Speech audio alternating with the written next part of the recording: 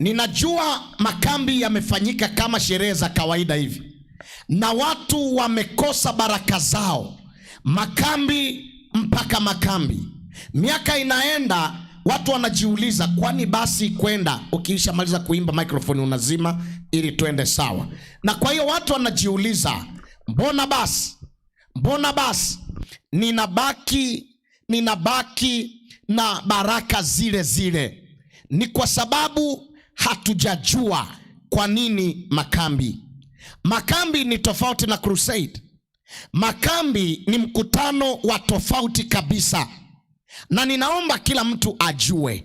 Nimekuwa nikirudia, kwenye makambi tunapata muda wa kuungama makosa yetu. Kwenye makambi tunapata muda wa kuombana pia msamaha sisi kwa sisi. Ndio maana hotuba ya leo itaenda huko sana. Lakini kwenye makambi tunakuja na nyimbo za shangwe, na ndio maana waimbaji wako hapa, sijui Revelation, Exodus na Heaven Targeters, sijui nani, hao wote wamekuja kutuunga mkono. Lakini ndio maana muda wote tunaimba nyimbo ambazo kwazo tunasifu na kuabudu. Jamani, Bwana asifiwe sana. Wapendwa, Bwana asifiwe sana. Lakini moja ya jambo jingine muhimu sana ambalo tunaliona ni sadaka ya shukurani. Na ngoja niwaambie, camp offerings zimegawanyika katika makundi mawili.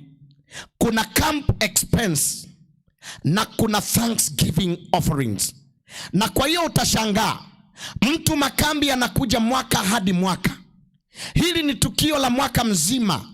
Yani kwamba tukimaliza makambi haya unajiandaa na makambi ya mwaka ujao. Ninaweza nikakuuliza swali, je, katika camp expense, wakati watu wanabarikiwa, wewe umefanya nini mwaka mzima? Lakini swali lingine ambalo nitakuuliza, wakati sasa tunamshukuru Mungu, Israeli pastor hawakuwa na utani.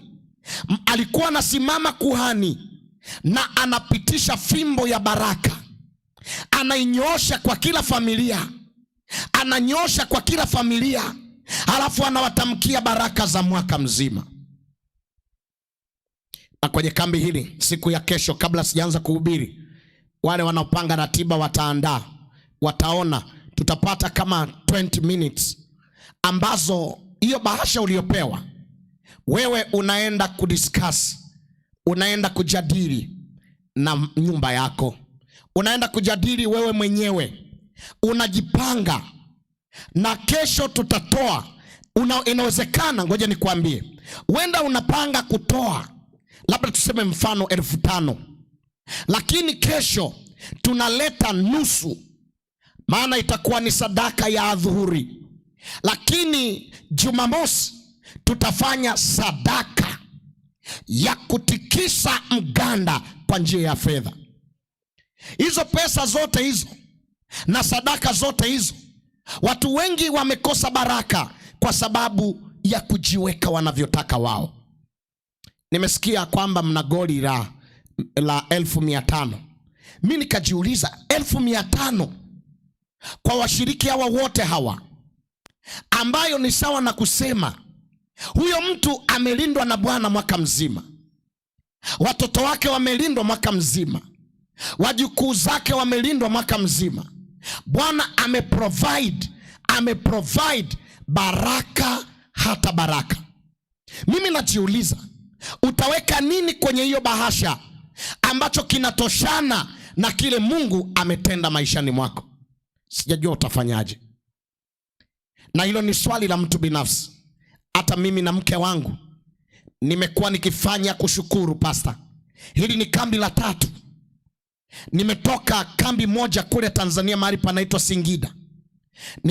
Nimeenda kule Kigoma, na nikiwa na hubiri pia wakimbizi wa Burundi. Na kila nilipoenda mimi, kwa sababu najua vile Mungu amefanya maishani mwangu, ametenda kwa mke wangu. Na ngoja niwashirikishe, wiki iliyopita nimetoa sadaka siku ya Alhamisi. Ijumaa hii iliyopita mama yangu akapatwa na jambo baya usiku. Mumewe, wale ambao nitawaambia tu, mimi sipendi hata kuficha sana. Mama yangu aliolewa akaachika nikiwa kindergarten, na hivyo baadaye akakaa nasi akasema siolewi mpaka watoto wangu nione wanavyokwenda. Bahati nzuri Mungu alimpigania, akakaa. Nitatoa visa na kuanzia leo ndio ninaanza hivyo kwenda, na kama ulikuwa hujakaa sawa, moto wa Bwana ndio unashuka mahali hapa. Hebu ngoja nikuambie machache kidogo ili ujifunze kuhusu sadaka. Wakati mama, na niwashukuru tena fundi mitambo, hiyo hatua mliofika ni international, and I feel to preach the gospel. Nasikiliza. Kwa hiyo mama alikuwa amekaa bila mume. Mama yangu aliachika na 24 years. Akakaa bila mume mpaka nikiwa kindergarten, mpaka nimeingia form 6. Kule kwetu tunamaliza form 4 ndio twende. Kwa hiyo akaolewa na mzee mmoja hivi mcha Mungu kabisa, church elder mmoja aliyefiwa na mkewe, akaoa mama yangu.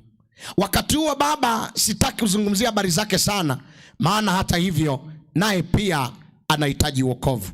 Kwa hiyo naye akaoa huko, akaoa hivyo. Lakini mama, sasa nakupa kisa kifupi. Ili ni Ijumaa sasa, usiku kwa mkea Ijumaa, mimi nimetoa sadaka Alhamisi kama leo, kama kesho. Alafu analala usiku. Kilichomtokea mama ni nini? Yuko na huyu mme wake akatoka kwenda nje. Sasa huwa mzee anasafiri, kwa hiyo kuna nyakati yupo, kuna nyakati hayupo. Usiku huu mama alikuwa kama vile fahamu zimeondoka kidogo, akiwa usingizini, akajua mme wake hayupo. Kwa akiwa amelala, akiwa amefanya nini? Amelala. Akasikia, hakumsikia akitoka, ila akamsikia akirudi, akiwa anaingia kurudi ndani. Sasa ndio anamsikia mama anasikia kitu, mtu anaingia.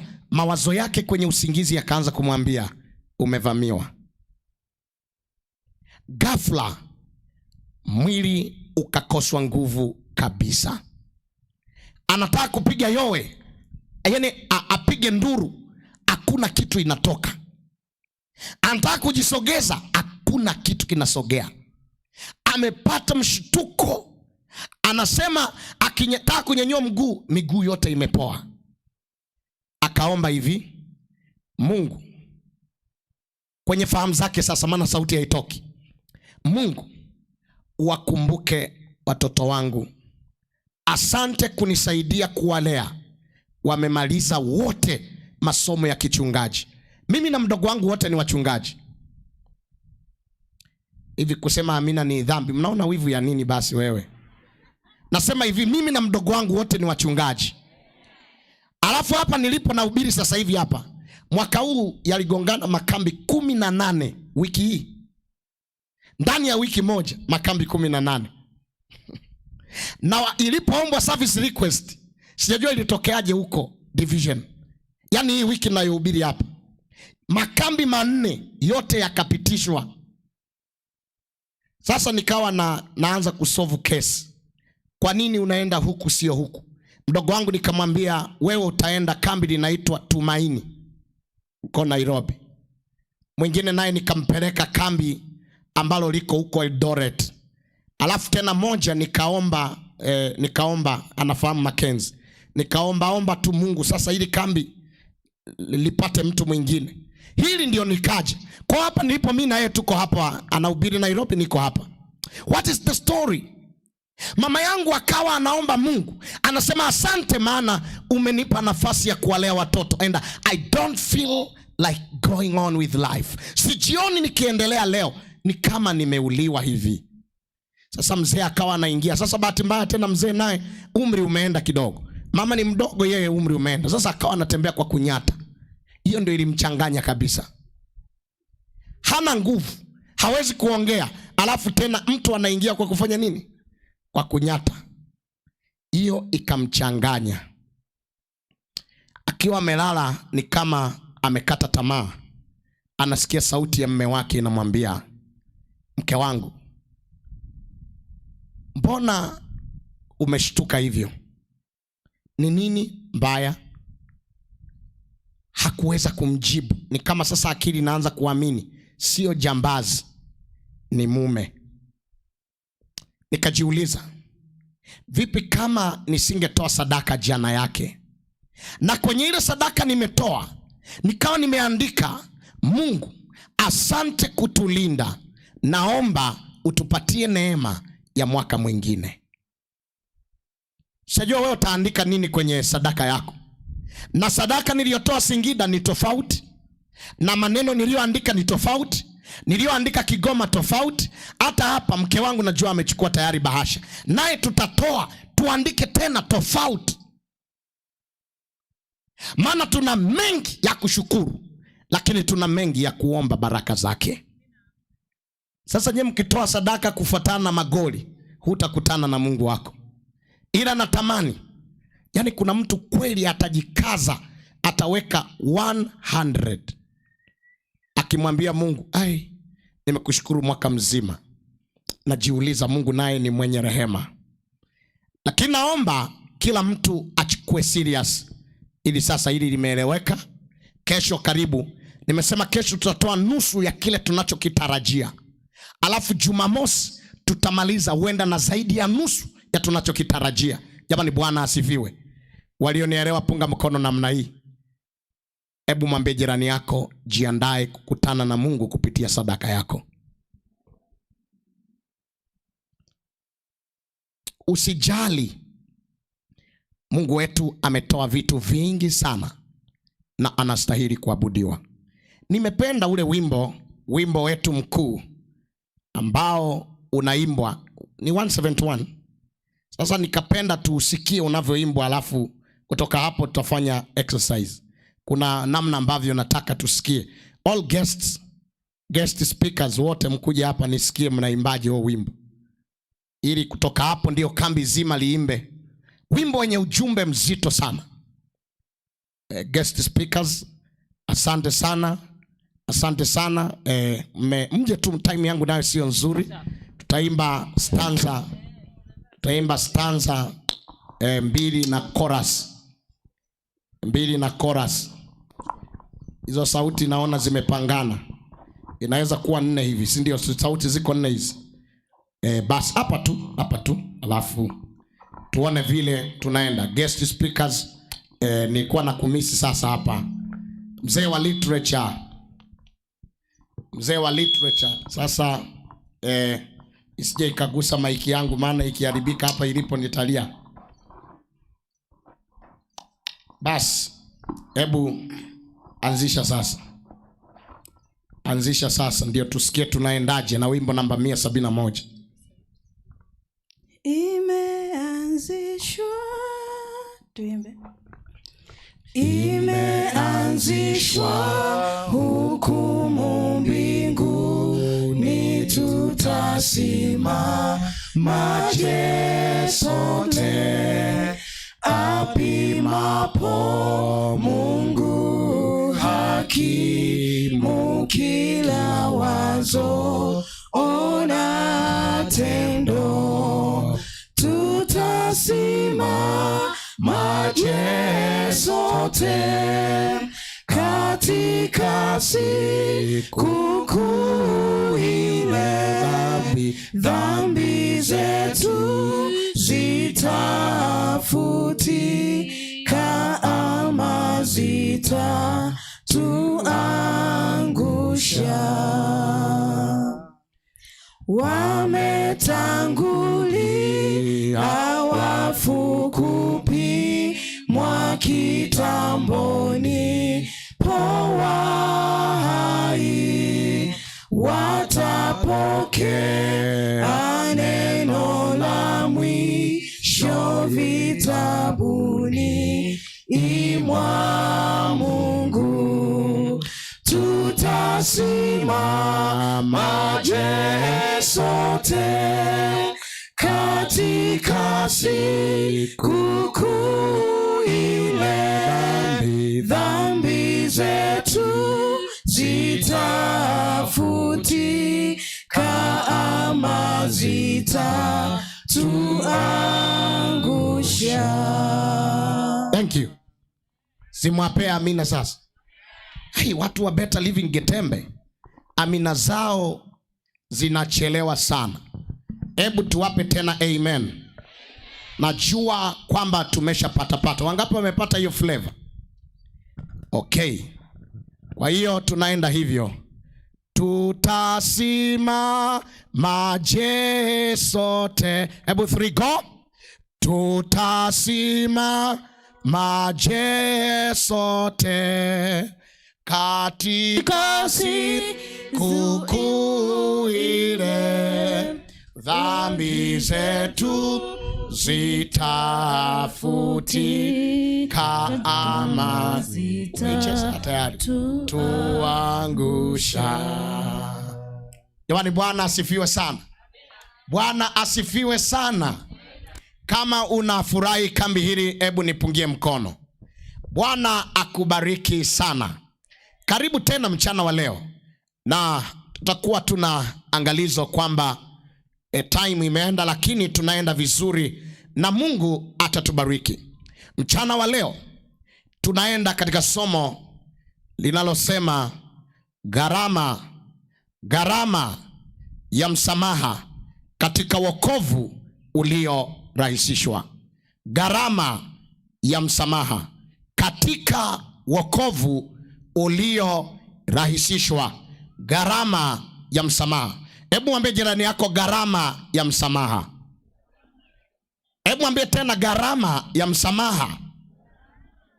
Na kwa hiyo tunataka kuangalia the cost of forgiveness. The cost of forgiveness. Gharama ya msamaha katika wokovu uliorahisishwa. Tuombe. Baba na Mungu wetu, asante sana. Wewe ni Aba, Mungu wetu. Nakushukuru kunileta hapa. Nakushukuru kwa timu nzuri ya wanenaji. Hata asubuhi mwalimu wetu aliyetufundisha uongozi ametupeleka kwenye kina cha Gideon, na ya kwamba alipotaka uhakikisho wa jinsi ulivyomuita kwa kiongozi aliupata, na ndivyo ulimuita asiyestahili kwa kiongozi. Na wengi umetuita kwenye kambi hili ili tuwe viongozi wa familia zetu, tuwe viongozi wa majirani zetu, tuwe viongozi wa kanisa lako. Asante, asante, maana kila mmoja amepewa heshima ile ile ya kuwa kiongozi. Jina lako litukuzwe. Na kushukuru kwa ajili ya mgeni wetu Robinson ambaye ametupeleka katika hatua 3 mtambuko, hatua 3 muhimu za wokovu, ya kwamba tunahesabiwa haki, tunatakaswa kwa hatua zake, na kwamba mwisho wake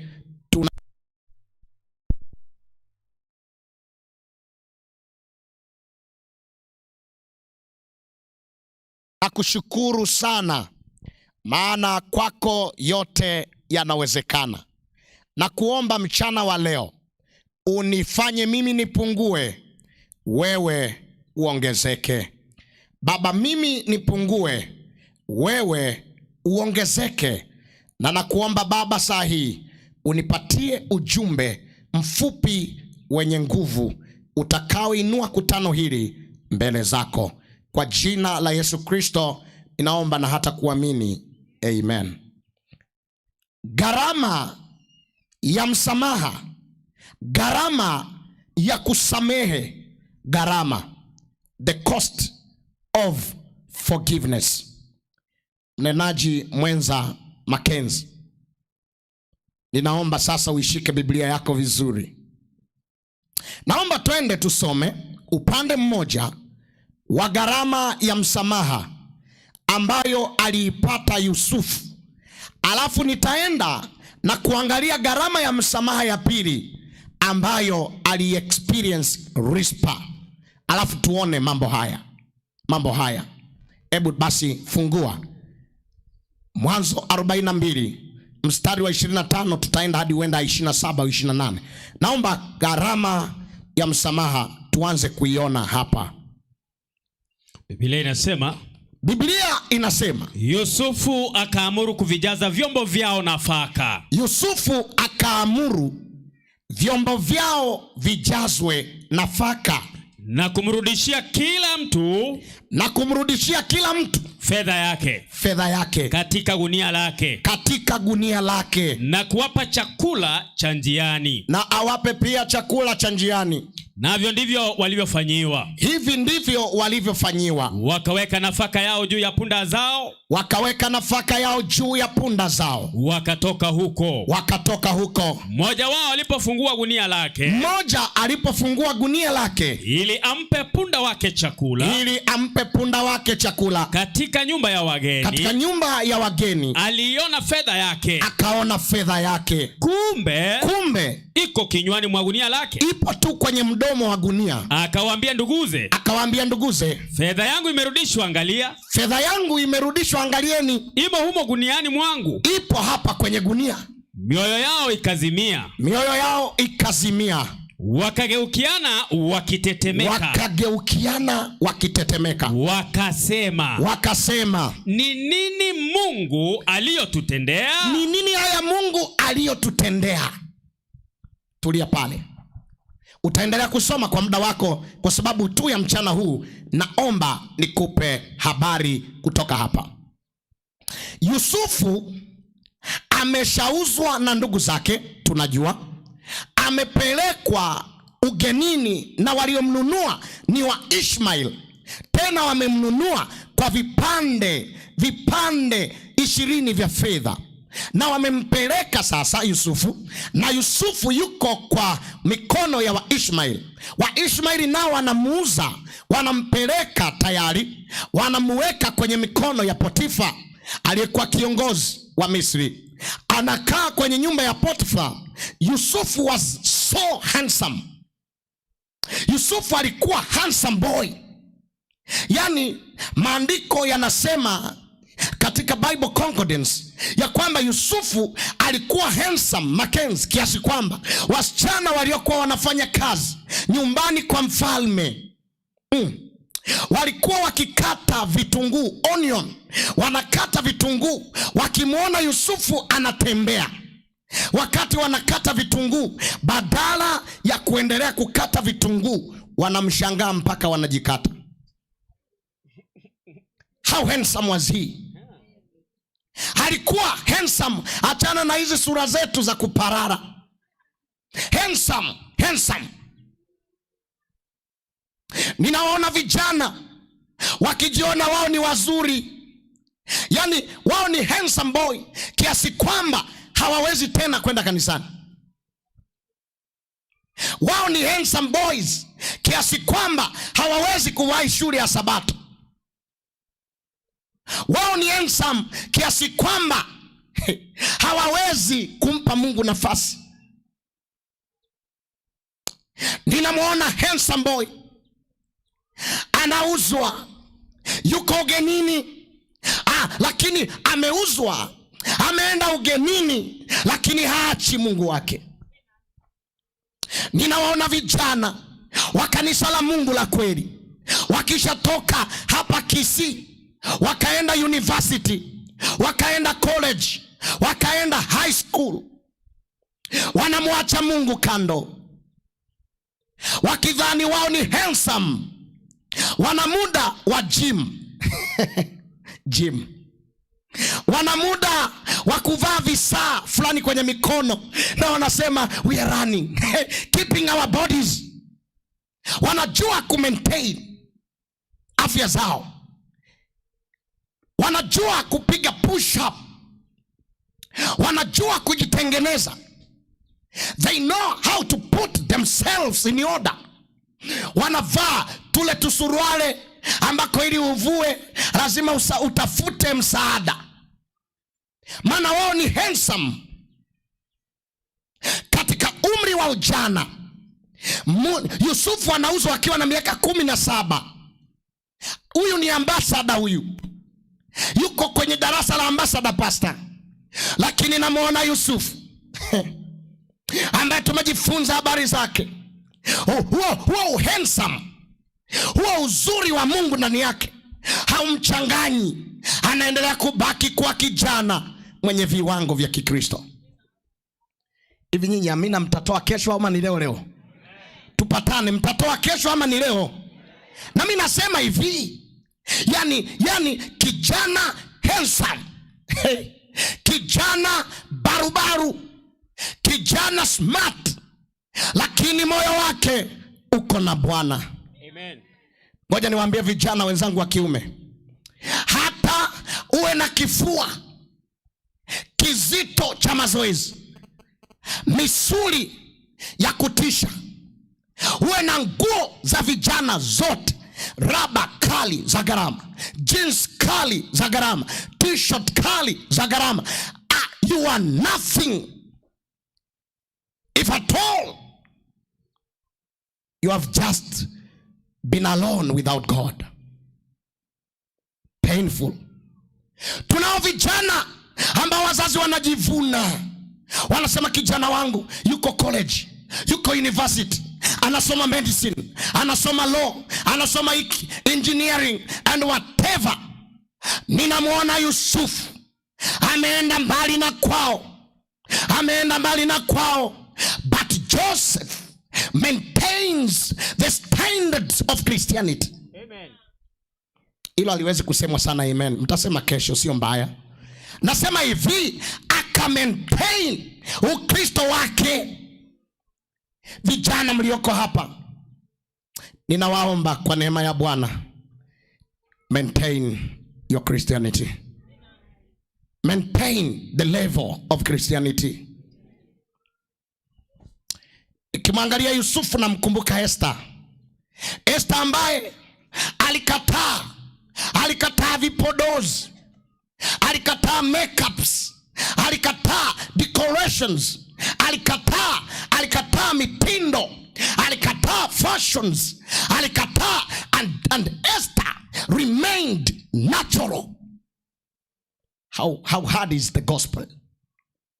Lakini hawa wote waliouishi Ukristo wao, waliouishi Uisraeli wao, walibaki kuwa na matokeo chanya makubwa.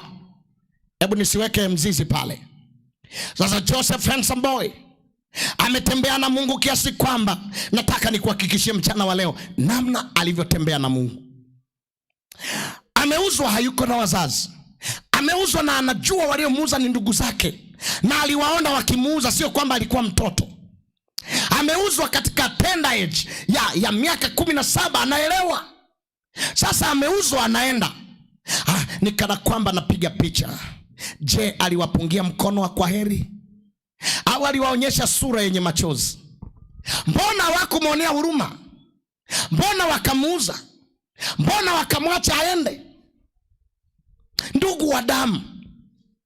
Jambo la pili, kama unaandika utanipata tu vizuri. Jambo la pili ambalo linaniuma sana, tumefika zama ambazo kama kipindi cha Yusufu aliweza kuuzwa na ndugu zake. Na hapa namuona Benjamin ndiye anaumia zaidi, maana ametoka tumbo moja na Yusufu. Lakini hao wengine ni kana kwamba wanamuuza. Ndio Ruben alijitahidi, ndio walijitahidi kumrescue, maana ilikuwa wamuue au amweke kwenye shimo, lakini ama mambo mengi. Kama ndugu wa damu wanaweza wakakuuza, vipi mtu ambaye hujazaliwa naye tumbo moja? Tuko kwenye zama ambazo usipompa Mungu nafasi ya kwanza, usipomtegemea Mungu kweli kweli, na ukadhani kwamba eti kuna mtu atakutegemeza wewe, na ukabaki na mioyo au moyo wa kutegemea watu, utakwama. Ninatoa wito laini mchana wa leo. Egemea kwa Yesu Kristo. Nasema tena, egemea upande wa Yesu Kristo. Wapendwa, egemea upande wa Yesu Kristo. Yeye hata kusaliti kamwe. Narudia tena, hata kusaliti kamwe. Yesu hata kusaliti kamwe. Yusufu ameuzwa sasa, amekaa kule, ameuzwa tena mara ya pili, amekaa kwenye nyumba ile, wamemtreat vizuri, lakini mama akamtamani.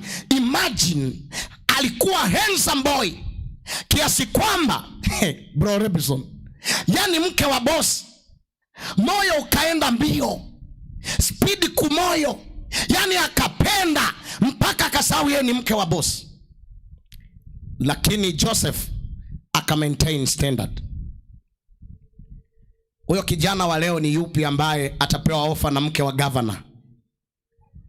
Akaambiwa, bwana, ni just one time hit and run, just one time hit and what and run. Alafu by the way nita switch off camera, hautaonekana. I just want to experience, me experience how sweet you are. Hit and what? And ask me what I will give you. Hey. Kwa kijana wa Better Living Getembe, angeangalia mbingu, aangalie ardhi, achungulie pande hii, chungulie, aseme ni kuko salama. Mama, it is only one time. Let's go. Let's go. Lakini Yusufu, ili ujue ameenda mbali ugenini, lakini amebaki na Mungu, anamwambia mwanamke huyu kwa ujasiri, mimi nimepewa miliki ya vitu vyote hapa, ila sio wewe. Nitatendaje ubaya huu?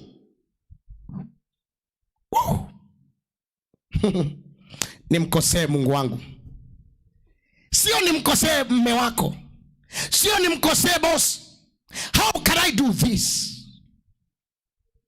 Nitafanyaje alafu nimkosee Mungu wangu? Mchana wa leo ninapoenda kwenye gharama ya msamaha, nikajua jambo hili. Robinson, rafiki yangu, huwezi kuwa na moyo wa msamaha kama huna moyo wa kumcha Mungu. It is hard to forgive totally if at all you are not pure before the Lord. Na haya mambo mengine yakikaa vizuri, ndiposa kusamehe litakuwa jambo jepesi. Bwana anaelewa, apunge mkono namna hii. Mwambie jirani yako, msikilize mhubiri. Mwambie tena, msikilize mhubiri. Joseph akafungwa gerezani akiwa amekimbia. Kiswahili kinasema akang'atuka, akatoka, akavutwa shati likabaki, lakini ame-maintain Ukristo wake. There are times unaweza kuwa Mkristo asiye na makosa, ila ukawekwa kwenye magereza fulani ya maisha. Mume wako anatumia Ukristo wako kukuwekea gereza la kuwa na mipango ya kando, maana anajua hutaondoka wewe ni Mkristo. Unaweza ukawa Mkristo ukawekwa kwenye magereza mbalimbali, unasingiziwa kwa sababu anajua wewe ni Mkristo. Lakini namjua Mungu ambaye akiruhusu tuingie kwenye gereza tukiwa watumwa, anatutoa nje ya gereza tukiwa mawaziri wakuu. Hujanielewa wewe? Hebu nisikie tena. Ninamjua Mungu ambaye, Madam Ruth, anaweza akaruhusu twende gerezani tukiwa watumwa, lakini akageuza tukatoka nje ya gereza tukiwa tayari title imebadilika, ni waziri mkuu. Usitishwe na vigereza. Watu wanakuweka kwenye magereza, wanakaa vikao ufukuzwe kazi, wanakaa vikao ndoa yako ivunjike, wanakaa vikao waharibu vijana wako, wanakaa vikao mambo yako yaharibike, wanakuweka kwenye vigereza. Dunia imejaa vimitego, gereza imejaa foleni ya temptations. Lakini mimi najua neno moja, anasema Ayubu, mtetezi wangu yu hai na siku moja atasimama. Hey, ninajua neno hili ya kwamba wewe mama, endelea kumaintain Ukristo wako. Namuona Joseph ana maintain Ukristo mpaka gerezani, mpaka wenzake wanamuona sio mtu wa kawaida. Mkuu wa gereza, Biblia imetuambia alipata kibali hata machoni pa mkuu wa gereza. They prison you, but you are granted favor and mercies. Favor and mercies. What is the prison soul?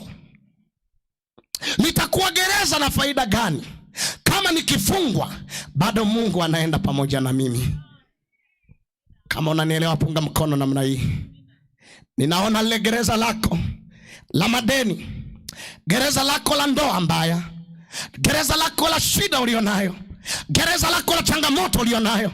Ninachokiogopa ni kwenda gerezani pasi na Mungu.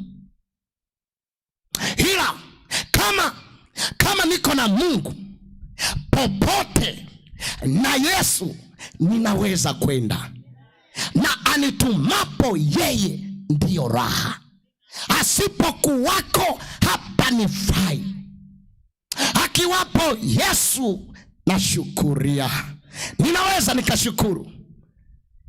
Je, uko kwenye hiyo changamoto ulio nayo na Mungu ama uko peke yako? Jamani, Bwana asifiwe. Wapendwa, Bwana asifiwe.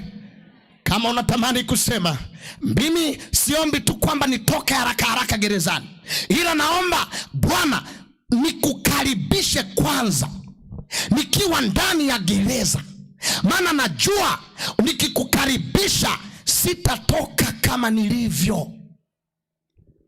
Kama ndilo ombi lako, unatamani Yesu aingie kwenye gereza ulilokwalo, punga mkono namna hii.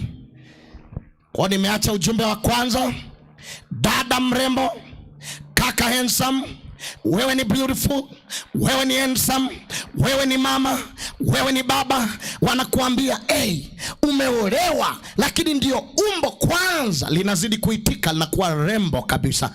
Umeolewa, yani hapo ulipo na watoto 3, mbona ndio kwanza unakuwa mrembo na wewe unaanza kutikisa mwili? Shindwa kwa jina la Yesu.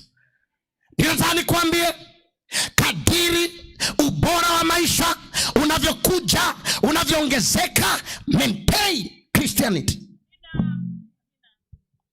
Je, kuna mtu ananisikia hapa? Viwango bora vya Ukristo. Gari linunuliwe, naendelea kuwa Mkristo. Nijenge nyumba, mimi ni Mkristo. Watoto wamalize vyuo vikuu, mimi bado ni Mkristo. Wakiolewa wote, mimi bado ni Mkristo. Wakioa wote, mimi bado ni Mkristo. Nikipewa kazi, mimi bado ni Mkristo. Cheo kikipanda, mimi bado ni Mkristo.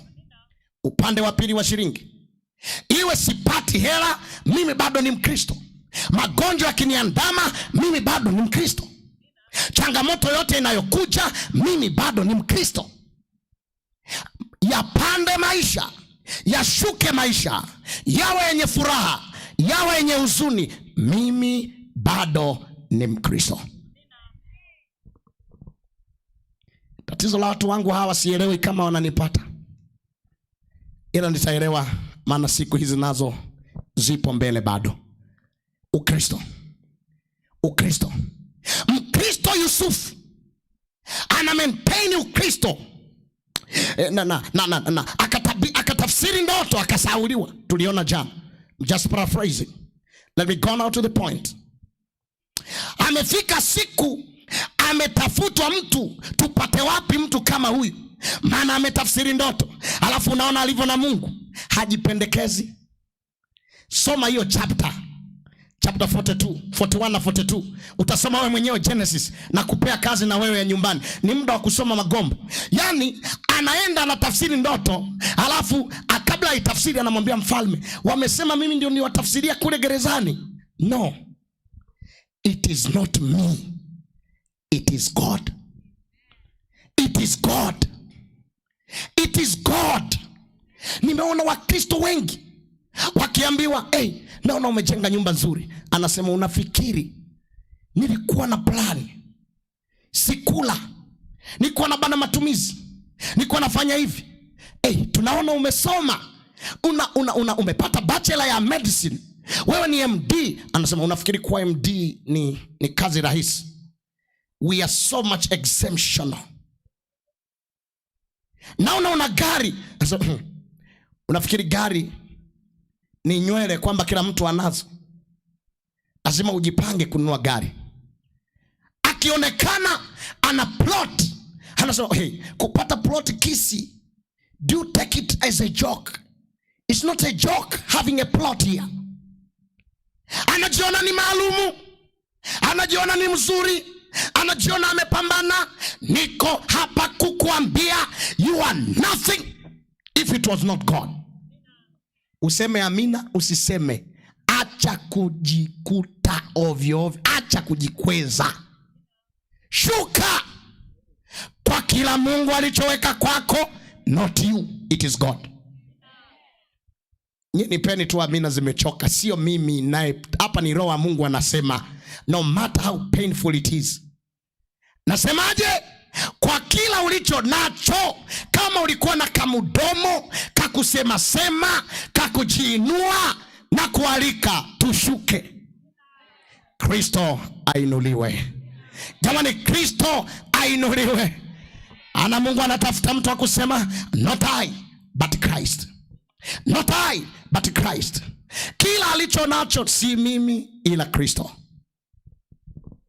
Mwanaume Yusufu amekaa na moyo huu wakiungwana wa kumcha Mungu katika hatua zote hizi ambazo tumeona.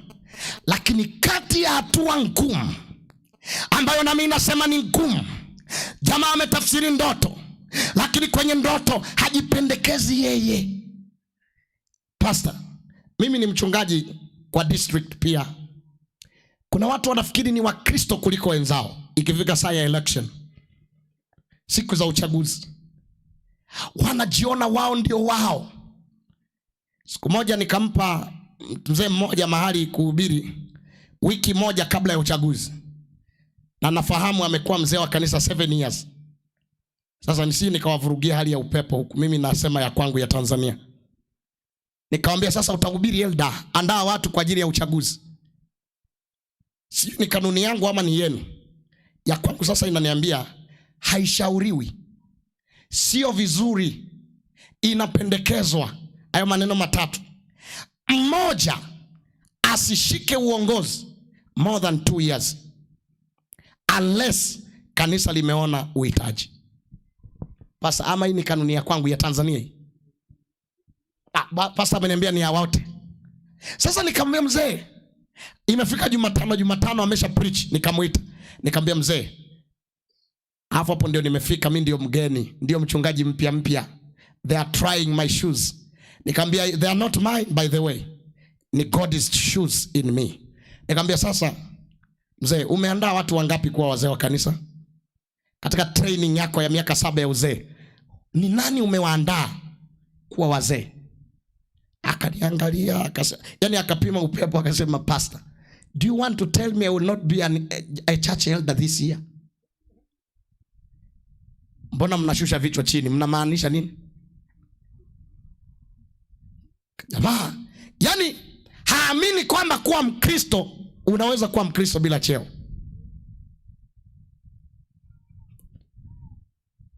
Mbona mnasikia mnazungumza chini? Ni nini?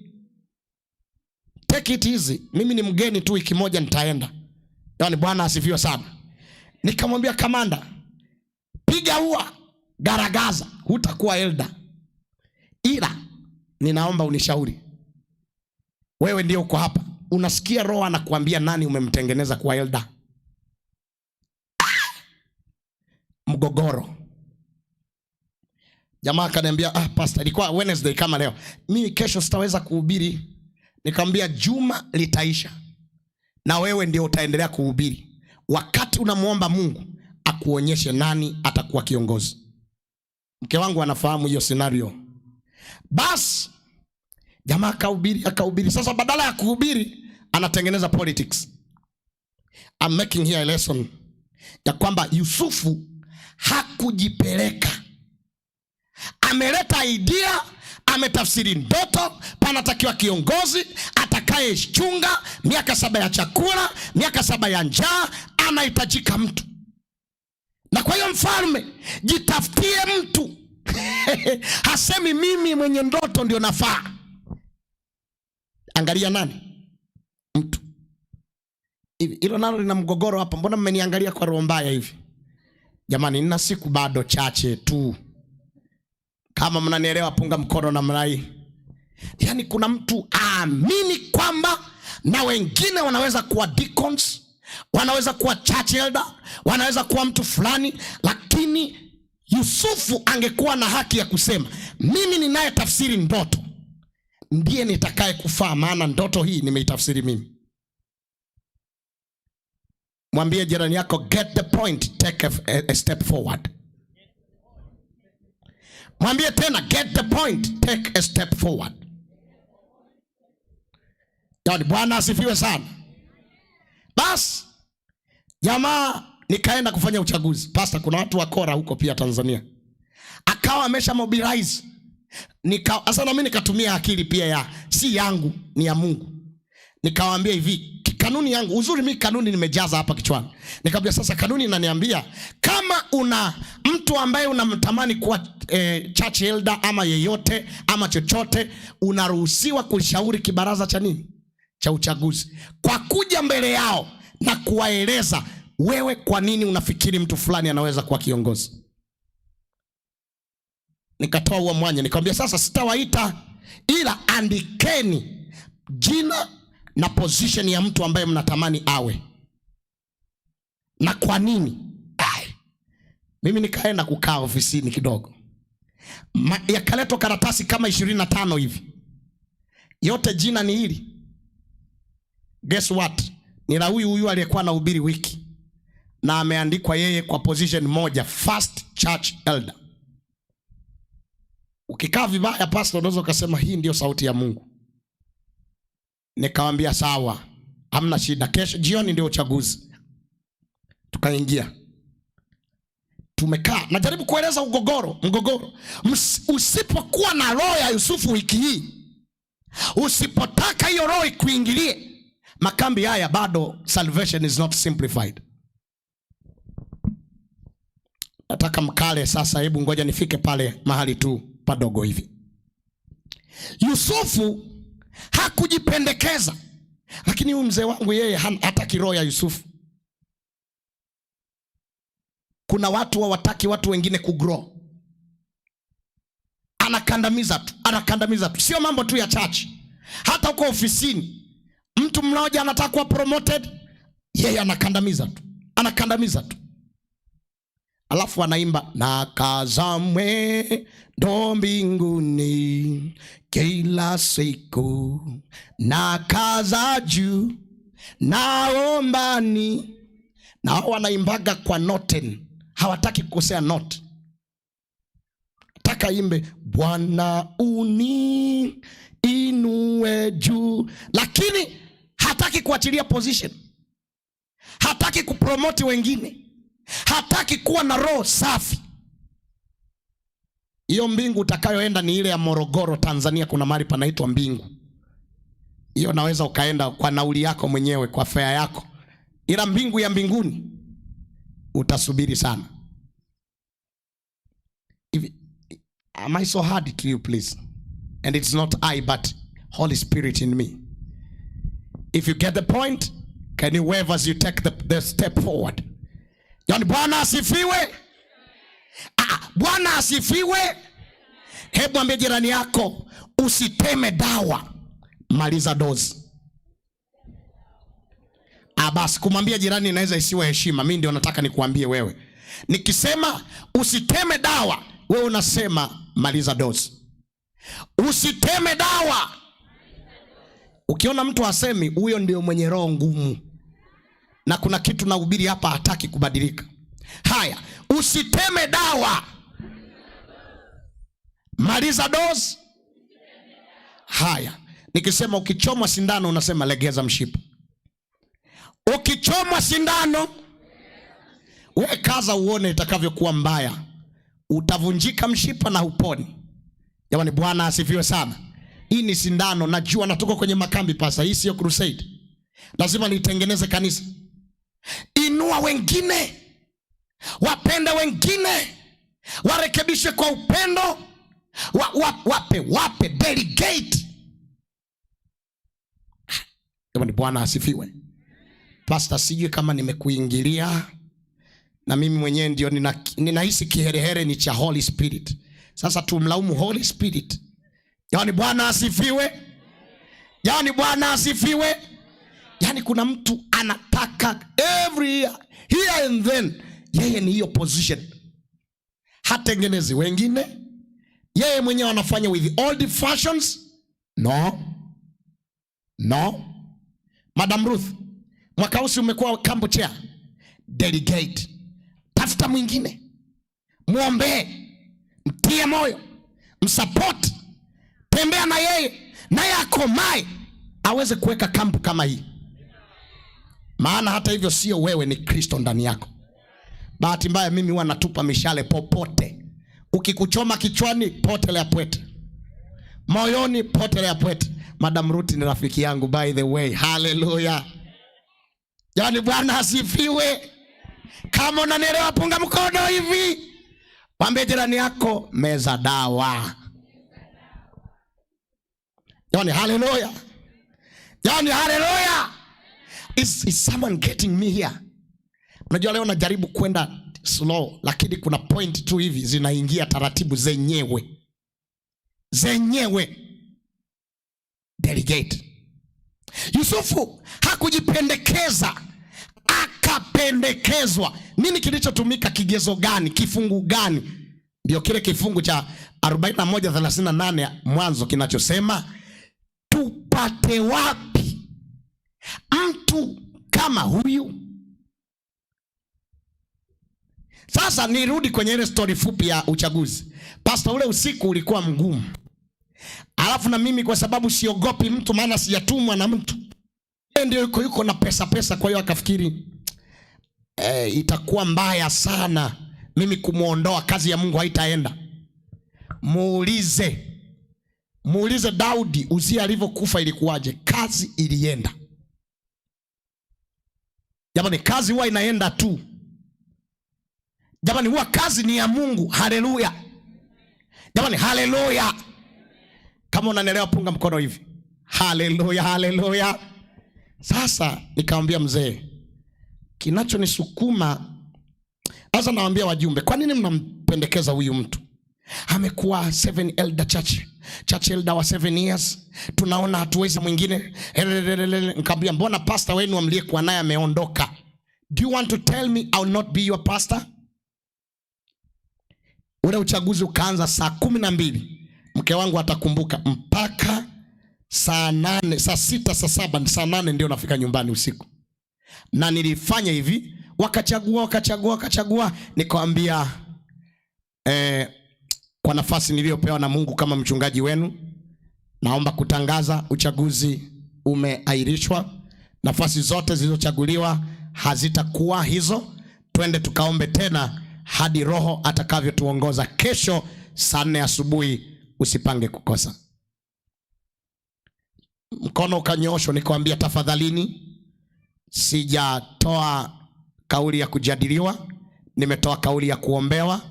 Twendeni tukaombe, tukifuata kanuni ya kanisa inayosema haipendezi, haishauriwi, sio salama. Alafu maneno hayo tukayaombee. Tuonane kesho kwa maombi mengi.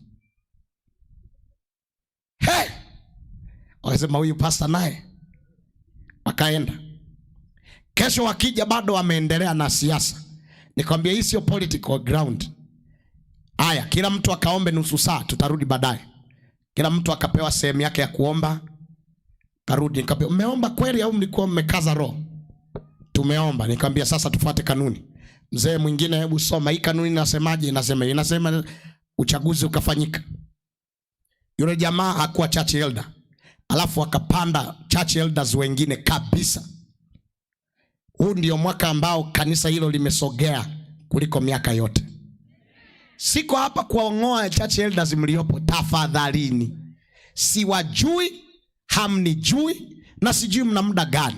Nilikuwa tunatupa point hapo ili kanisa la Mungu likue. Potelea mbali. Kama mbegu imeanguka kwenye udongo mzuri, yote. Kama kwenye mawe, tutaonana siku nyingine. Bwana asifiwe. Kama mnaelewa, punga mkono namna hii. Kanisa linalokuwa, kanisa lenye kuendelea, ni kanisa lenye roho ya Yusufu. Halianzi na wao, linatoa mawazo mazuri. Unaweza ukatoa mawazo mazuri kwa viongozi wazee wa kanisa, hata kama wewe hujachaguliwa. Yusufu sio kiongozi, ila anashauri viongozi. Jamani, Bwana asifiwe sana. Sasa kuna mwingine kama sio kiongozi, anataka despise viongozi waliopo ili yeye next year apewe. Na kuna mwingine akiwa uongozini haamini kama wengine wanaweza kuwa. Kwa kuwa haya ni makambi, ninawashauri washiriki wenzangu na ninawashauri viongozi mlioko madarakani, tunaitaka roho ya Yusufu ili tuweze kuishi miaka ya njaa na miaka ya shibe. Wewe usiyeitika, mme wako ndio mzee wa kanisa mwaka huu ni nini? Hebu basi tuitike, tuseme wote amen. Jamani, tuseme tena amen. Nilikuwa tunaweka mambo pastor. Nilikuwa nachoma sindano kidogo ya kiuongozi. Tunapofika hapa sasa, amechaguliwa, amepewa miaka 7 ya chakula. Yusufu anachofanya ni kuweka akiba ya vyakula. Ningekuwa na muda ningekufundisha kuweka akiba. Kuna watu wanakula pesa, yani ikija kula mshahara, ukija kula uzee unafika. Mchungaji mmoja Tanzania anagoma kutoka nyumba, amestaff, hataki kutoka maana hajajenga. Yeye muda wote tu alikuwa anasema twenenda Sayuni, mji mzuri Sayuni. Amezeeka, Sayuni bado haijaja. Unaenda kuishi wapi? Tunaishi duniani kana kwamba tuna miaka 1000 ijayo, ila wokovu wetu unapaswa kuwa tayari, maana dakika na lisali moja lijalo hatujui tutakapokuwa. Kama umenielewa, sema tena amen.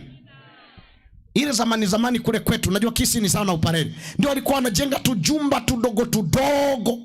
Ukiwauliza mbona mjengi nyumba, wanasema pastor, si tunaenda Sayuni. Sisi hapa si wanaimba hapa si petu pali, kwetu ni kule mbinguni. Hawana mpango na dunia.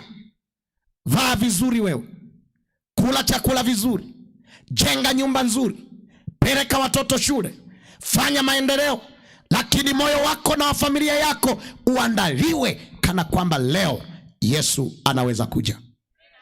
Kama umenielewa sema tena amen. Jamani, sema tena amen. Yesu aje atukute kwenye gorofa sio mbaya. Jamani, haleluya. Jamani, haleluya. Yesu aje amkute pastor wetu amependeza na suti kali sio mbaya. Asianze kuvaa mashati yamechoka, ukimuuliza anasema mimi ni mfia dini. Unafia dini gani wewe? Smart preaching, kila kitu sawa, moyo umeandaliwa kukutana na Bwana. Jamani, haleluya. Yusufu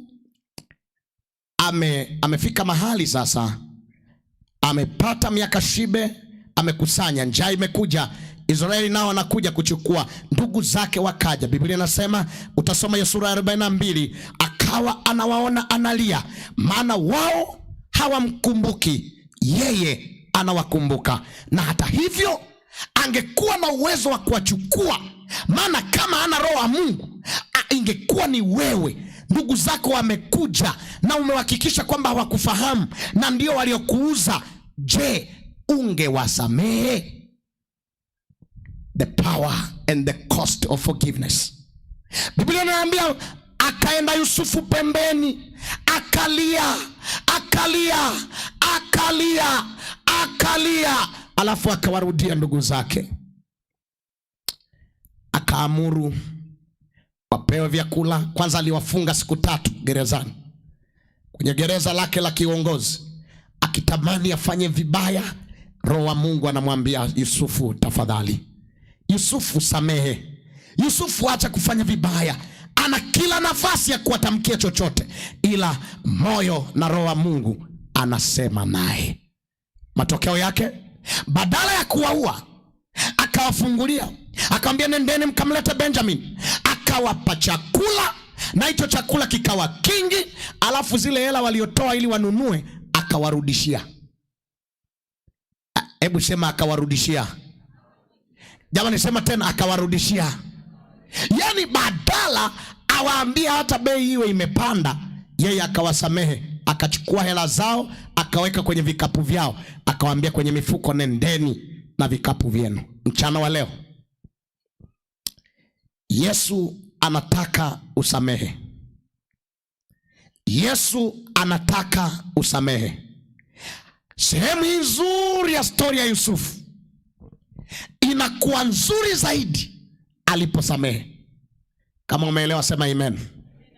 Yani hii story, ukisema story ya Yusufu haina maana sana huko alikotoka, maana ni kama movie. Aliuzwa, akaenda, akafungwa, akatoka, akapewa waziri mkuu. Sawa, baada ya kupewa waziri mkuu, ndugu zake wakaja wakiwa wana njaa, wanataka chakula. Vipi story ingeishia kwamba Yusufu akawaua? Hamna maana ya yote haya. Lakini maana kubwa ya hadithi yake inaonekana anapowapokea ndugu zake, anapowasamehe ndugu zake, anapowapa chakula ndugu zake, anapowarudishia gharama walizokuwa na fedha zao, akawaambia nendeni. Gharama ya msamaha.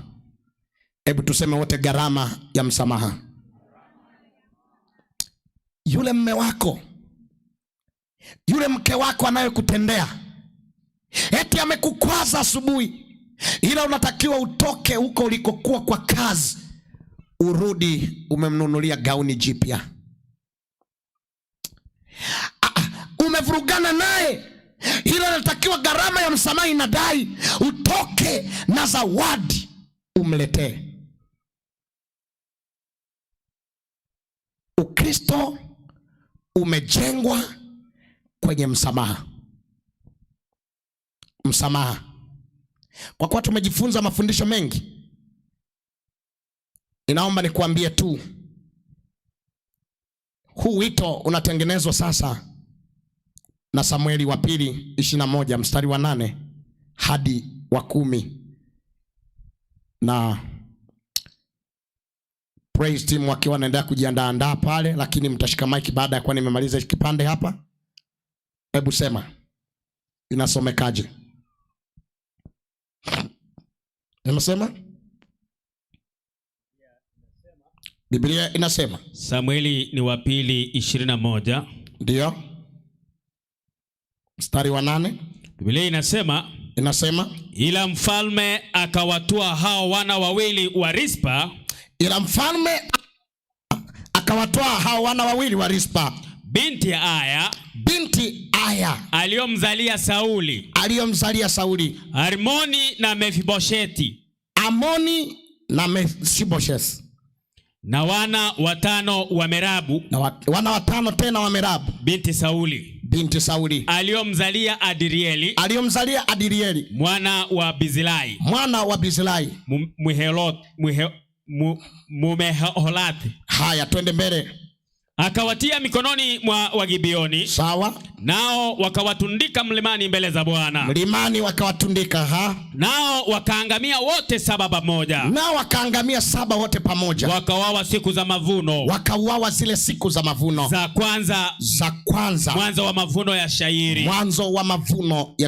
Naye Rispa binti Aya aya, akatoa nguo ya magunia, akavaa magunia, akajitandikia mwambani.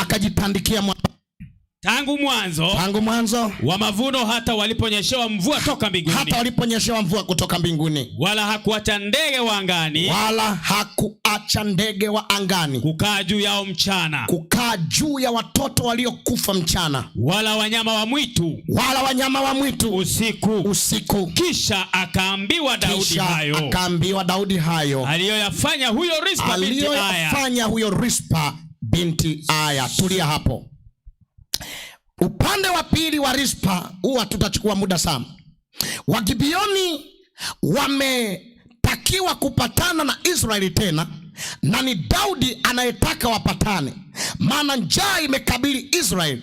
Lakini sasa Wagibioni wanamwambia Daudi, Sauli alituulia watu wengi mno, na sasa ili tusamehe Israeli, lazima wewe, ewe mfalme Daudi, uchukue watu 7 kutoka kwenye familia ya Sauli. Ingali Sauli alikufa kwa kujiua, hayuko hai tena, lakini tunataka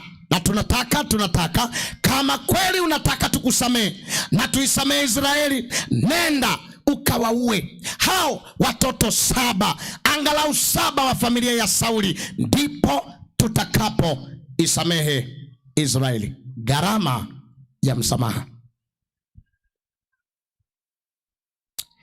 Na hivi ndo basi huyu Rispa utasoma katika kitabu hicho Samueli wa pili sura ya 3 fungu la 7. Tutasoma sasa. Alikuwa ni Suria, yani mke ndani ya wake za Sauli, na alizaa watoto 2 tu. Kwa hiyo sasa Rispa mume akawa amekufa, sasa amebaki na watoto 2, na hivyo hata hivyo hakuna wa kumjali, maana hakuwa mke mkubwa, alikuwa Suria na amezaa na mfalme, amebaki na watoto akiwapenda na moyo wake uko kwa watoto wake. Lakini Biblia inaniambia baada ya kuwa Sauli amekufa, Daudi anatawala, anaombwa na Wagibeoni, toa watoto hawa 2 wafe. Biblia inaniambia ndipo Daudi akatoa ruhusa, wakauliwa. Walipouliwa hawa watoto 7, 2 wakawa ni watoto wa Rispa. Painful. Watoto hawa wanauliwa. Rispa akalia sana, na alipolia sana, Biblia inatuambia maumivu yake yalikuwa makubwa sana. Kwa nini? Ilimgharimu kuwachukua hawa watoto, akaenda nao mwambani, akakaa nao mwambani. Painful. Biblia inasema ilikuwa ni wakati wa mavuno, akakaa nao huko mwambani wafu, yani amekaa na watoto waliokufa mwambani, chini ya mwamba, na amekaa nao. Biblia inasema mchana aliwalinda, hawakuliwa, wasiliwe, wasing'atwe hata na mnyama, wala ndege asiwadonoe, maana tayari hawa ni wafu, mizoga. Lakini alikaa takribani miezi 6 mwambani, amekaa na watoto waliokufa. Biblia inasema akakaa nao mchana jicho kodo, usiku halali. Nikajiuliza, aliwezaje kukaa wakati wa mavuno mpaka mvua nyingine ikanyesha? Painful. Wagibioni wamekataa kuisamehe Israel, na kwa hivyo maelfu ya watu wakapiga kura, na mfalme naye akapiga kura kwamba acha watoto 7 wa Sauli wafe kuliko taifa zima life. Ninajiuliza, je, tunao washiriki wenye roho ya Gibeon ambao wao hawasamehe? Ndio wametendewa vibaya, ndio walitendewa vibaya, but why can they not forgive? Nimeona Wakristo wanaenda kanisani ila wana roho ya Gibeoni, hawako tayari kusamehe mume wake. Wana roho ya Gibeon, hawako tayari kusamehe mke wake. Wana roho ya Gibeon, hawataki kusamehe wazazi wao. Wana roho ya Gibeon, hawataki kusamehe watoto wao. Wana roho ya Gibeon, hawataki kusamehe washiriki wenzao. Wana roho ya Gibeon, they cannot forgive. Wanataka revenge. Wanataka kulipiza kisasi. Kama aliua, na mimi naua. Kama alifanya vibaya, na mimi nafanya vibaya. Angalia Wagibeoni walivyomtaabisha Rispa. Maana Rispa moyo wake ulikuwa kwa watoto wake, na sasa Rispa ni mjane, anabaki tena hana watoto. Painful. Amekaa na watoto wake wakingali wamekufa mizoga, more than 6 months at the rock. The cost of forgiving. Ninampenda Bwana, maana alichofanya ili kumhurumia Rispa ni hiki: aliruhusu mvua ikaja kubwa mpaka ikajaa kule mwambani, ili amtoe Rispa kwenye pango. Rehema ya Mungu ilikuwa ni mvua, ili Rispa atoke pangoni. Ukisoma Biblia itakwambia Daudi akaenda, aliposikia akachukua ile miili akaizika alimokuwamo Sauli. Mungu akamwonea huruma Rispa, ambaye amelia, amekaa porini kwenye mwamba chini ya pango akilia na watoto wake wameshakufa. Ninamwona mama mmoja hapa ambaye ananiambia, pastor, nilizaa watoto hawajafa, lakini ni kama vile wamekufa. Maana kanisani tena hawaji, maana maisha yao yameharibika. Hawanikumbuki, siwajui walipo, na hata kama najua hawana umuhimu wowote. Kuna mtu anasema, pastor, nina mume, lakini kile anafanya na wanawake wengine na roho ngumu alionayo ni kama amekufa tu. Ninaona watu ambao mchana wa leo wanasema, nikikumbuka baba yangu na mama yangu walichofanya, nikikumbuka wazazi wangu walichofanya, nikikumbuka mtu fulani alivyonifanyia, yuko hai but I feel like amekufa tu. Nikubalie mchana wa leo nikwambie, roho ya Wagibeoni ni mbaya, roho ya Yusufu ina raha. Hivi si ungesema amina katika hilo? Jamani, si ungesema amina katika hilo? Wangapi mchana wa leo anasema?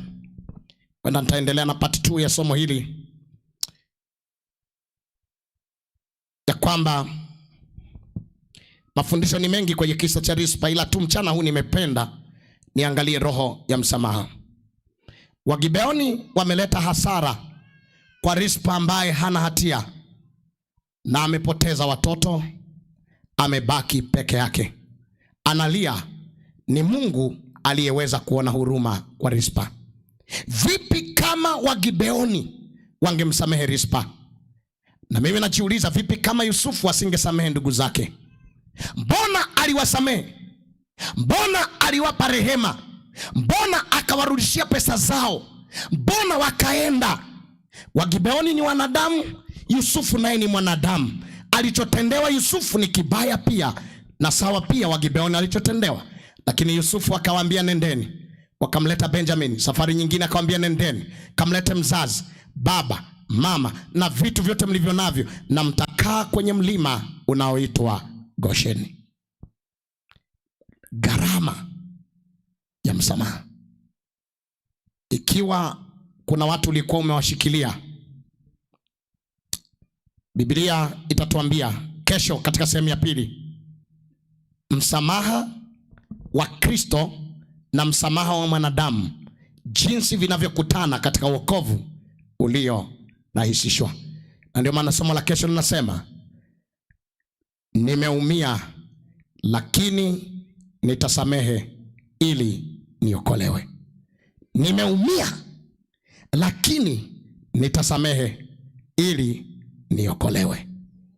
Unajua, nilipokuja nilijua mahubiri haya ni mchana na jioni, na kwa sababu nimeona jioni siwezi kuhubiri, sasa mahubiri mengine nitaweka kapuni. Ni bora niende taratibu ili mtu mmoja aelewe, na Bwana awabariki. Ikiwa unasema mchana wa leo, ninaikataa roho ya Wagibeoni, ninaitaka roho ya Yusufu, roho iliyo tayari kusamehe na kuwatendea mema wale walionitendea mabaya, na sio roho ya Wagibeoni ambayo haipati amani mpaka irevenge, ilipize kisasi. Yesu anatusamehe hata leo bila kulipiza kisasi. Ndio maana uliingia guest lakini ulitoka salama. Ndio maana ulienda mpango wa kando lakini bado wewe ni mzee wa kanisa. Ndio maana unaimba kwaya licha ya dhambi ulizotenda. Kama Mungu anatusamehe bila kujali, mimi na wewe tumepaswa kusamehe. Msipowasamehe watu makosa yao, na Baba wa mbinguni hata wasamehe ninyi makosa yenu. Ninaikumbuka siku pastor niliyokutana na baba yangu aliyekuwa ananiita eti mimi alitaka nizaliwe wa kike. Anasema huyu ni kama nilizaa mwanamke tu. Mwanamke tu. Mzee ninaumwa, anasema mimi si TB, kitu kilichokufa tayari. Akaona ongea maneno mabaya sana. Lakini nilipoujua ukweli wa msamaha, nilimwambia mzee, njoo tukae, nimekusamehe, ninakupenda na nakuombea uokolewe. Wakati fulani mke wangu akisikia story hizi, kwamba hata siku ya harusi yetu, baada ya kuwa pia nimemsamehe, hakutokea tena kwenye harusi yangu na mke wangu.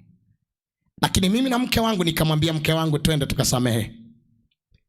Tulipomaliza ndoa, harusi ya nyumbani, jambo la kwanza nilimwambia baba, njoo kwenye hoteli ambayo ninaendeleza honeymoon, ninataka nikusamehe. Gharama ya msamaha. And I love my father. He loves me no matter, but the cost of forgiveness. Je, utasamehe ama utabaki ukija kanisani na kuwa Mkristo na maombi yako yasipokelewe, makosa yako yasipokelewe? Kama unasema Bwana nisaidie, nyosha mkono wako. Nyosha mkono wako. You know, we are out of time sometimes. Can we stand? Can we quickly come here? Tuje hapa kwa mapema. Tusogee tu hapa. Nitwae hivi nilivyo, umemwaga damu, nawe ulivyo. Bwana Yesu, sasa naja, hivi nilivyo si langu, kujiosha roho yangu, nisamehe dhambi zangu. Bwana Yesu, sasa naja, hivi nilivyo sioni kamwe furaha moyoni, daima ni mashakani. Bwana Yesu, sasa naja, hivi nilivyo si kipofu, maskini na mpungufu. Wewe Bwana, wewe ndiwe utajiri. Bwana Yesu, sasa naja. Tulia pale.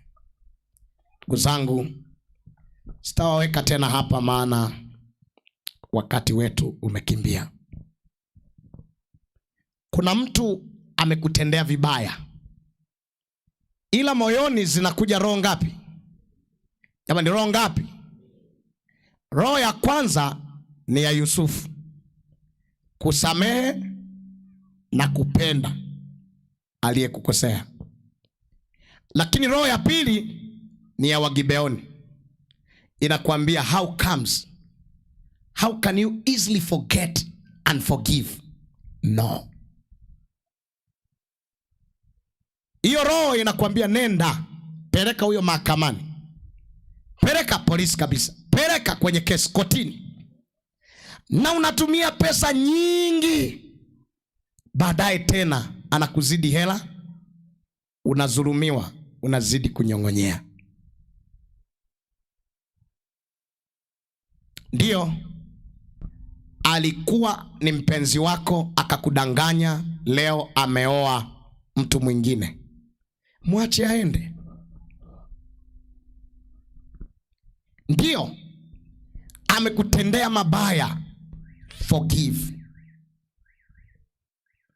Hubiri hili ni gumu sana, na ni mambo mawili: uwe na roho ya Wagibeoni au uwe na roho ya Yusufu. Yusufu roho yake ilimfanya akabarikiwa, na siku zinavyoendelea mbele utaendelea kuona, maana Yusufu nimemchagua kuwa yeye anayetufundisha wokovu uliorahisishwa. Tunataka kwenda mbinguni, ni kweli. Tunaimba habari za mbinguni, ni kuzuri. Yesu alimwaga damu, ni kweli. Lakini wapenzi, anatusamehe. Yeye anatusamehe hadi leo. Tunashukuru maana hatutoi wanyama tena. Wokovu umerahisishwa. Lakini sisi wenyewe ndio ambao tunaomba miaka nenda rudi, atujibiwi. Maana kuna watu hatujawasamehe, atuwapigii simu, atuwaongereshi, hatuna mpango nao, na tunataka Mungu ajibu maombi yetu. It is very hard to understand, but let me say, hatutajibiwa kama hatujasamehe.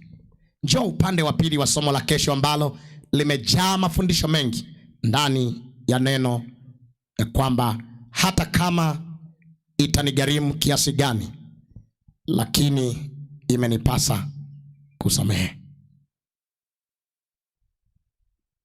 Ninajua moyo wako unaguswa sana na mambo haya, kwa sababu maisha haya, kama hujamkosea mtu, wewe ndiye umekosewa. Kwa hiyo unapasa kusamehewa au kusamehe. Majority tupo katika hilo. Hata nilivyokuwa natoka kuja makambi haya, mtu mmoja tena mchungaji akatenda vibaya sana, lakini mke wangu akaniambia, mume wangu, umekuwa ukisamehe, endelea kusamehe. Tangu aliponiambia mke wangu hivyo, mpaka leo atakwambia hatujakaa chini kuongelea huyo mtu, maana yeye ametenda vibaya, ila Bwana ni mwaminifu. Maisha haya utakaje? Usikwazwe, samehe. Ikiwa ni moyo wako kusamehe, Bwana akubariki. Bwana akubariki. Acha roho za Wagibeoni, usirevenge. Roho ya Yusufu, samehe. Bwana asifiwe. It is shining and time is out. Nione wale ambao pia wanasema kwa kunyosha tu mikono, maana leo sitawaita kupita mbele. Ubatizo wito wake ninaanza kesho Ijumaa, nitakuwa nikimaliza, na pasa utaniruhusu kwamba mtabatiza Jumamosi. Ndivyo mimi hufanya, sijajua kwenu, lakini nitaomba iwe hivyo. Lakini ikiwezekana, kama kuna mtu anasema hata mimi nitataka kujitoa ili Yesu anisamehe, nyosha tu mkono wako ikiwa utatamani kupata huo ubatizo. Mungu akubariki dada. Je, kuna mwingine ambaye anasema mimi tu nitataka kubatizwa? Tahitaji, ninaanza kufikiri kubatizwa, batizwa hivi. Bwana akubariki. Bwana akubariki. Bwana akubariki. Tutaendelea mbele kesho. Uniruhusu sasa Pastor uje hapa utuombee tukiwa magotini. Mwambie Bwana, niondolee roho ya Wagibeoni, roho ngumu. Niwasamehe marafiki, ndugu, jamaa, washiriki wenzangu, niwasamehe. Nisamehe tu, alafu na mimi nisamehewe. Na yale mengine, pointi zingine ambazo tumepita kwazo, mwambie Bwana, siwezi. Na Yusufu hakuweza mwenyewe, ni mpaka Roho wa Mungu alipokaa ndani yake. Baba yetu na Mungu mwaminifu, tunakushukuru kwa sababu ya ujumbe wa neno lako. Tunakushukuru kwa sababu ya msamaha wa dhambi na makosa tuliyopokea kwa kifo chako msalabani. Hakika tumenyenyekea tukiwa kwa magoti kwa sababu ya kusushwa ili Kristo uweze kuinuliwa. Tunajua kwamba hatuna nguvu ya kuweza kushinda safari hii, ila tuweze kukubali ulichotutendea sisi tulipokuwa wajinga na wapumbavu katika dhambi. Tunaomba utuchukue katika mkono wako wa kulia, mkono wenye nguvu, uweze kutembea pamoja nasi tukiwa na hilo tumaini na hakikisho ya kwamba tumepokea msamaha wa dhambi zetu. Sasa tumefanyika kuwa wana na binti katika ufalme wa milele. Na zaidi ya yote Bwana, uweze kutusaidia sisi kusamehana. Tukiwa katika ulimwengu huu kuna changamoto nyingi na mambo mengi tunayoyapitia, lakini tunaomba roho ya kusamehe iweze kupata nafasi katika maisha yetu. Ili Bwana, unapotusamehe sisi, na sisi pia tunasamehe tukiwa katika safari hii. Tende yaliyo mapenzi yako katika maisha yetu, utuandae mambo haya yawe sehemu ya maisha yetu tunaposafiri na kusubiri kukuona unapokuja mara ya pili. Tuweze kuwasamehe wake zetu na waume zetu, watoto wetu, wazazi wetu, majirani zetu, ili Bwana tukaweze kutembea katika upendo huu. Tunapotarajia kukuona ukija, tuimbe wimbo wa Musa na mwana kondoo. Bariki mtumishi wako, muandae kwa ajili ya mambo yanayoendelea, pamoja na wageni wetu wote.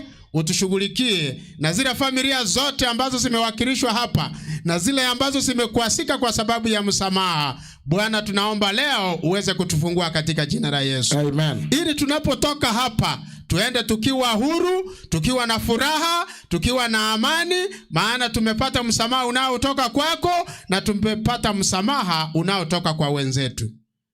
Sasa tembea pamoja nasi tunapopumzika kidogo na kurudi. Utawale maisha yetu na mikutano yetu, ni katika jina la Yesu aliye Bwana na Mwokozi wetu. Amen. Bwana kubariki. Fungua moyo wako, nenda kutana na uliyekosana naye, muombe msamaha, ombaneni msamaha. Kesho tutaendelea sehemu ya pili ya somo hili zuri lenye maana. Bwana awabariki. Karibuni jioni, itakuwa na dakika zile 15 za kuhitimisha, na pale pia huwa tunasema na kuomba pamoja. Mungu awabariki. Get the point. Take a step forward.